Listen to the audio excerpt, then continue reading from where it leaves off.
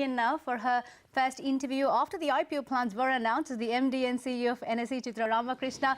Ma'am, appreciate you joining in on CNBC-TV18. Before I bring Nisha in, as my colleague was pointing out, there are a clutch of PE players. Could you give us a sense of which are the investors that would look at partly or completely divesting stake through the IPO, and how much would you look at diluting, or what is the fresh equity that you would look at raising, if at all?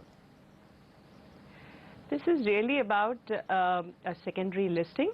Now, which of the investors and how much, these are all the questions that I think we will be working towards in the next few weeks and months.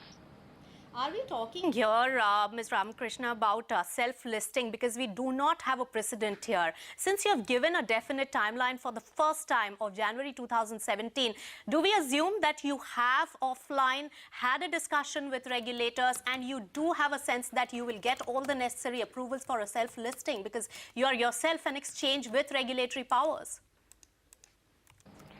You know, when we put out a target, a desire, my board has very clearly put out our expectation, our aspiration that we want to file a DRHP for the domestic listing by January 2017 and parallelly for an overseas listing by April 2017. Now, as you can imagine, this really requires a lot of preparatory work. Internal preparations will start right away. And in this process, the steps that we have to cross, the timelines, including, the regulatory clarities and how we need to move ahead. These are all the things that will be factored in the preparatory work going up to the DRHP filing. Yeah. In fact, a listing subcommittee of the board has been set up, precisely empowered in order to be able to take the necessary decisions to speeden up this process. As you are aware, we did have a listing committee earlier, an advisory committee. The whole point of empowering and creating a subcommittee is really to ensure that we are able to move faster ahead in this process. All right, so that's sounding quite positive for the first time, ma'am. So I wanted to understand, when it comes to domestic listing, it will be a self-listing for sure? When we say that we are, engaged with the regulator, a lot of the regulatory requirements and clarity will evolve.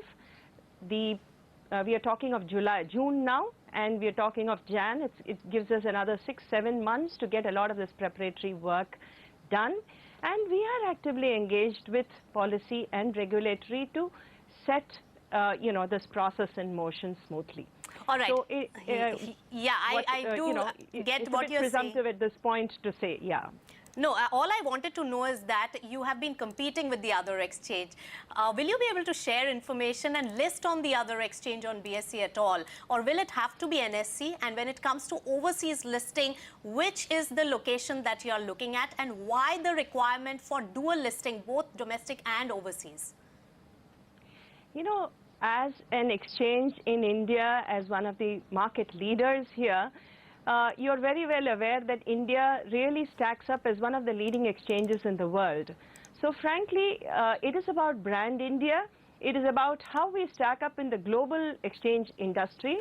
And it will be a very proud, brand building for us and for the country to be stacked up in any international destination. So the overseas listing gives us that kind of visibility, which is why that has to be pursued in parallel with the domestic listing.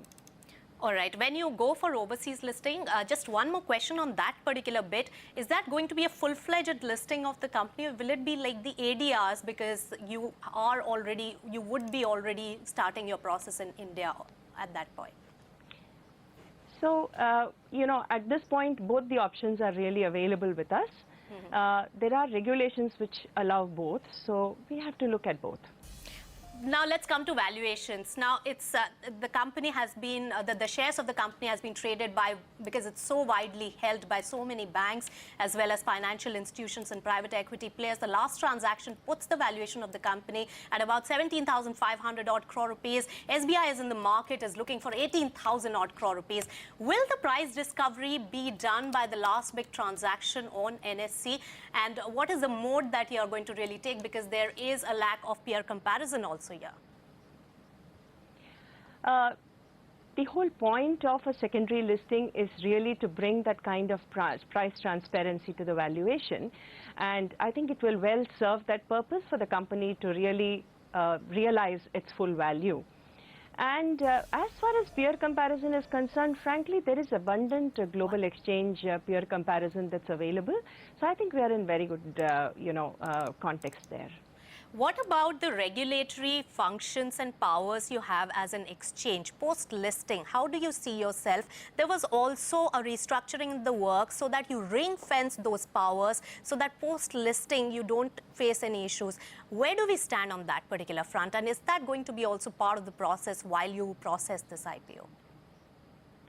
So, upfront we must recognize that the current SEC regulations already significantly delve into how exchanges need to ring-fence their business and regulatory functions. And the current regulations talk at length about the Chinese walls between the two and how to address conflict of interest and all of that. And as an exchange, we have all geared ourselves to be fully compliant with that framework.